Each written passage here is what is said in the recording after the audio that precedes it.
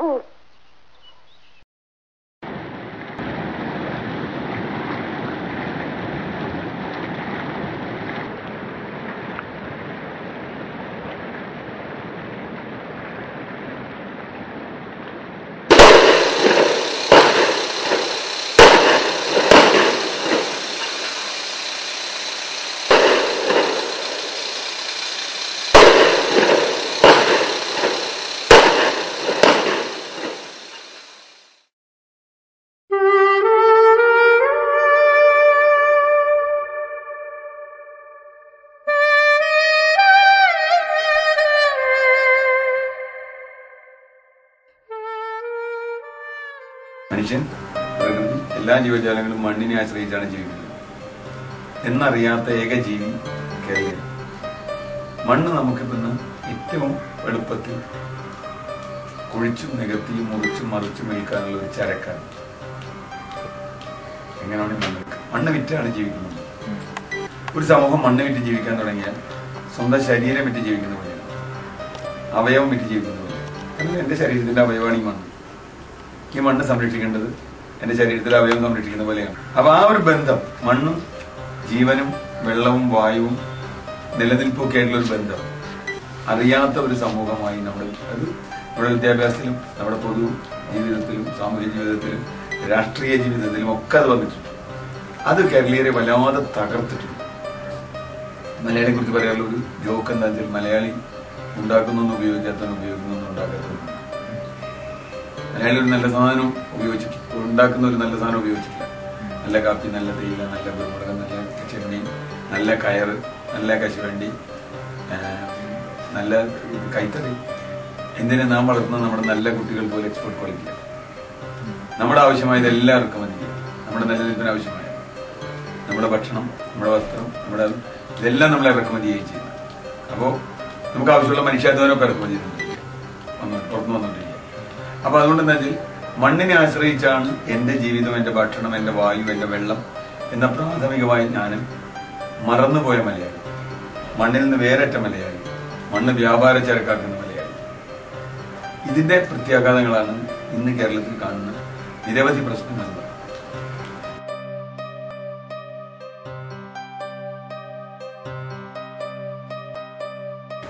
മണ്ണ് കുഴിച്ച് എടുക്കുമ്പോൾ അല്ലെങ്കിൽ മണ്ണ് നികത്തിയെടുക്കുമ്പോൾ എന്ത് ഭൂമിക്ക് സംഭവിക്കും? നമ്മളെ സംബന്ധിച്ചിടത്തോളം നമുക്ക് ഭൂമി പ്ലെയിനായി കിടക്കുന്നതാണ് വ്യാപാര താല്പര്യത്തിനുണ്ട്. പക്ഷെ ഭൂമി ഒരിക്കലും പ്ലെയിനായി അല്ല ഉണ്ടായിരുന്നത്. പ്ലെയിനായി കിടക്കുന്ന ഒരേ ഒരു സ്ഥലമാണ് മരുഭൂമി. പ്രകൃതിയുടെ ഒരു സൃഷ്ടിയും പ്ലെയിൻ അല്ല, പ്ലെയിൻ നമ്മളാക്കുന്നത്.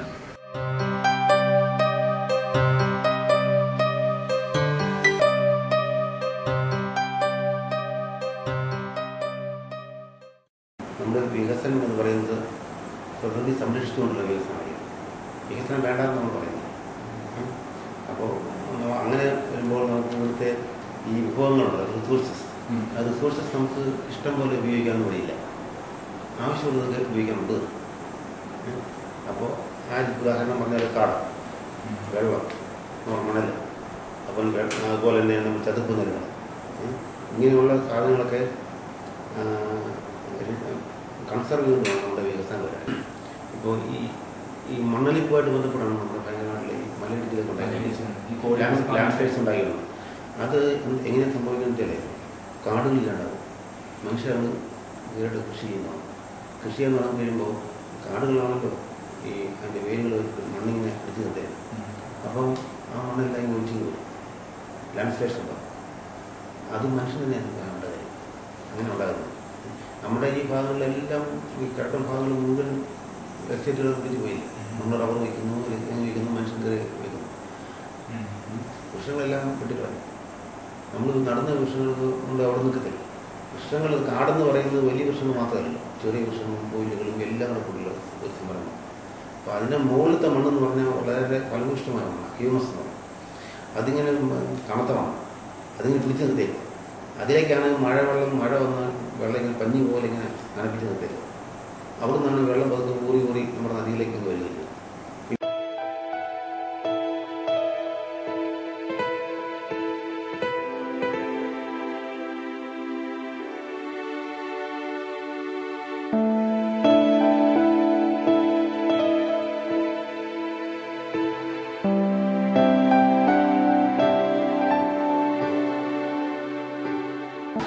കേരളത്തിലെ പൊതു സാമൂഹ്യ സാഹചര്യത്തിൽ കാർഷിക മേഖലയിൽ അടക്കമുള്ള ദൈനംദിന കൂലിപ്പണിയുടെ കൂലി കൂടുതലുണ്ട്. അത് വസ്തുതയാണ്. പക്ഷെ ഈ കൂലി കൂടുതൽ കുഴപ്പമൊന്നുമില്ല, ജീവിത നിലവാരത്തിന്റെ ആനുപാതികമായിട്ട് കൂലി. പക്ഷേ ഈ കൂലി വർദ്ധിക്കുന്നതിനനുസരിച്ച് ഉത്പാദനക്ഷമത കാർഷിക മേഖലയിൽ നിന്നാണെങ്കിലും വർദ്ധിച്ചില്ലെങ്കിൽ ആ മേഖല തകരും.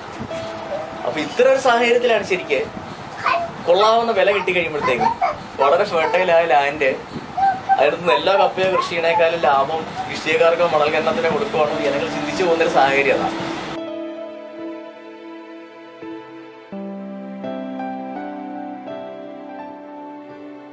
കേരളത്തിൽ നടന്ന വികസന പ്രക്രിയയുടെ എൻവയോൺമെന്റൽ കോസ്റ്റ് നമ്മൾ കൂടുവാണെങ്കിൽ, കണക്ക് കൂട്ടുവാണെങ്കിൽ കേരളത്തിൽ പറഞ്ഞാൽ ഇന്ന് കടലിൽ മുങ്ങി പോകേണ്ട സമയം കഴിഞ്ഞു, വെറും 0 ആയി കഴിഞ്ഞു.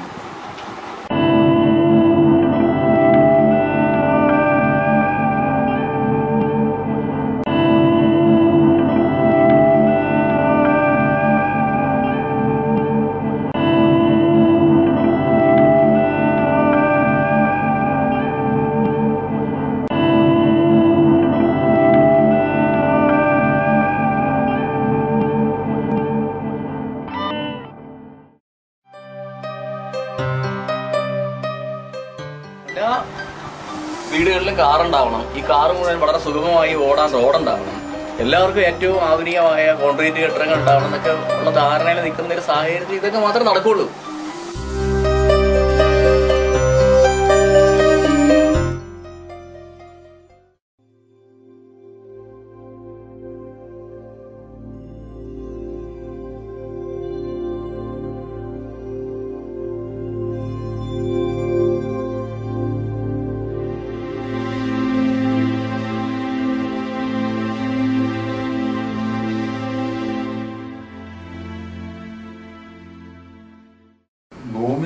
ശരീരമാണ് എന്ന ധാരണയോടുകൂടി പ്രവർത്തിക്കുക എന്നുള്ളതാണ് മനുഷ്യന്റെ ഏറ്റവും പ്രധാനപ്പെട്ട കടമ. അത് ചെയ്യാതെ ബാക്കി എന്ത് ചെയ്താലും പിന്നെ കുറച്ച് അങ്ങനെയാവും കുറച്ചിങ്ങനെയാവും ഈ കുറച്ചെന്നുള്ളതിന് കണക്കില്ല. ഗാന്ധി പറഞ്ഞ പോലെ നീഡ് ആൻഡ് ഗ്രീഡ് വേർതിരിക്കുന്ന ഗാന്ധിയുടെ തിയറിയാണ്. ലോകത്തിലെ ഏറ്റവും എല്ലാ മനുഷ്യരുടെയും നീഡിന് വേണ്ട സാധനങ്ങൾ ഭൂമിയിലുണ്ട്. പക്ഷെ ഒരാളുടെ പോലും ഗ്രീഡിനുള്ള വിഭവം ഭൂമിയിലില്ല എന്ന് ഗാന്ധി പറയുന്നതാണ്. നീഡ് ആൻഡ് ഗ്രീഡ് തീരുമാനിക്കുന്നിടത്താണ് ഒരു നമ്മുടെ സോഷ്യോളജി, ഇക്കോളജി, മൊറാലിറ്റി, പൊളിറ്റിക്സ് ഒക്കെ വരുന്നത്. ആരുടെ നീഡ്, ആരുടെ ഗ്രീഡ്. മാർക്കറ്റ് ലോജിക്ക് ലാഭത്തിന്റെയും ഉപഭോഗത്തിന്റെയും വേസ്റ്റിന്റെയും ഉത്പാദനത്തിന്റെയും വേഗതയുടെ ഒക്കെ ലോജിക്കാണ്. പ്രകൃതിയുടെ ലോജിക്ക് അതേയല്ല.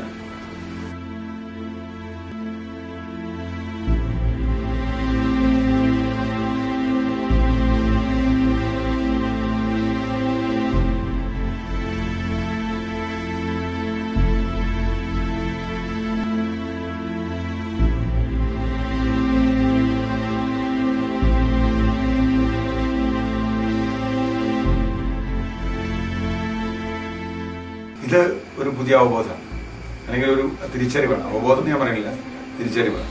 ഈ തിരിച്ചറിവ് എത്ര ആളുകൾക്ക് ഉണ്ടാക്കാൻ കഴിയുന്നുള്ളതാണ് ഇന്ന് ലോകം നേരിടുന്ന ഒരു പ്രധാന പ്രതിസന്ധി. തിരിച്ചറിവുണ്ടായാൽ വെറും അറിവുണ്ടായാൽ പോലെ. അത് ഞാൻ പറഞ്ഞ അറിവ് പറയുന്നത് ജ്ഞാനം ആവണമെന്നത്, വിസ്ഡമാവണം. അറിവ് വിസ്ഡമാവുന്ന, നോളജ് വിസ്ഡമാവുന്ന തരത്തിലുള്ള ഒരു പ്രവർത്തനം, ജ്ഞാനമാവുന്ന തരത്തിലുള്ള പ്രവർത്തനം നമുക്ക് എത്രത്തോളം ചെയ്യാൻ കഴിയും. ഇവിടെ ഒരു വലിയ ചരിത്രം എടുത്താൽ, ജീവന്റെ ഒരു വലിയ ചരിത്രം എടുത്താൽ, നമ്മളീ പറയുന്ന വികസനത്തിന്റെയും പുരോഗതിയുടെയും കാലം എന്ന് പറയുന്നത് ഹിമാലയത്തിന്റെ ഒരു വലിയ ഹിമാലയം എടുക്കുകയാണെങ്കിൽ ഒരു പിടി മണ്ണ് പോലും കേവലമായി ഒരു ഉത്തരം കൊടുത്ത് ഇതിന് ക്രൈസിസിന് പരിഹാരം കൊടുക്കുക എന്നുള്ളൊരു പരിപാടി എനിക്ക് യോജിപ്പില്ല. ഒരു ബദൽ കണ്ടെത്തുക എന്നുള്ളതിന് എനിക്ക് യോജിപ്പില്ല. ബദൽ വേണ്ടത് യഥാർത്ഥത്തിൽ ഒരു ഉൽപ്പന്നത്തിനല്ല, ടെക്നോളജിക്കല്ല, ഒരു വേ ഓഫ് ലൈഫിനും ഒരു അപ്രോച്ച് ടു ലൈഫിനുമാണ്, ജീവിത സമീപനത്തിനും ജീവിത ശൈലിയിലുമാണ് ബദൽ വേണ്ടത്.